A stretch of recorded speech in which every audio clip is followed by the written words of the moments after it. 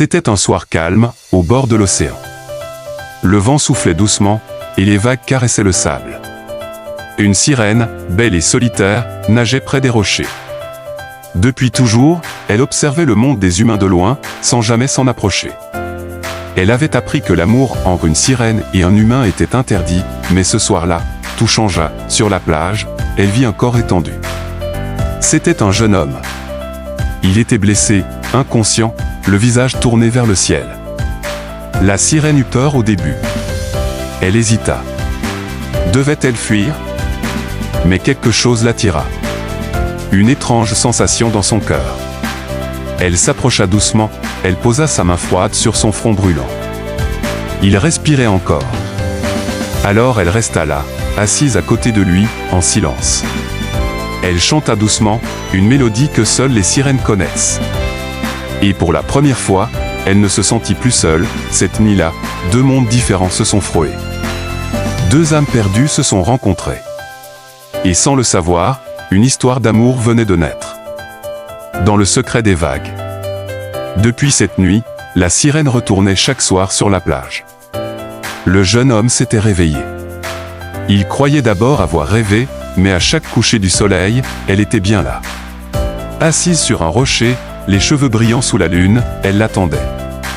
Il ne savait pas comment expliquer ce lien étrange qui les unissait.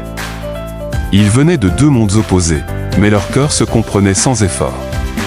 Elle parlait peu, mais ses silences disaient tout. Lui racontait sa vie, ses rêves, ses peurs.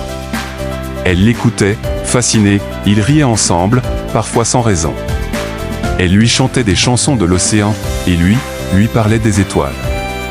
Chaque moment passé ensemble semblait voler au temps. Le monde s'arrêtait autour d'eux. Il n'y avait que la mer, le ciel. Et eux?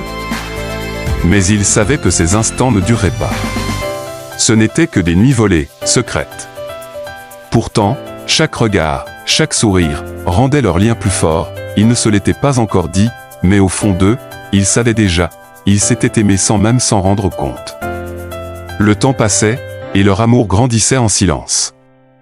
Mais plus ils s'aimaient, plus une question les tourmentait: comment vivre cet amour impossible? Elle appartenait à l'océan. Lui, à la terre ferme. Chaque nuit, ils se retrouvaient en secret. Chaque matin, elle disparaissait dans les vagues, le cœur lourd. Ils voulaient rester ensemble, mais aucun des deux ne pouvait abandonner son monde sans tout perdre. Elle rêvait de marcher à ses côtés, de vivre sur la terre, de sentir le soleil sur sa peau sans se cacher. Lui, rêvait de plonger avec elle, de découvrir son monde magique sous la mer. Mais la réalité était cruelle. Si elle quittait la mer, elle perdrait sa voix, sa liberté. Peut-être même sa vie.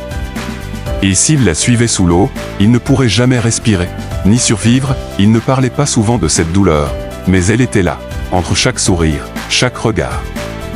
Un amour fort, mais enfermé entre deux mondes trop différents.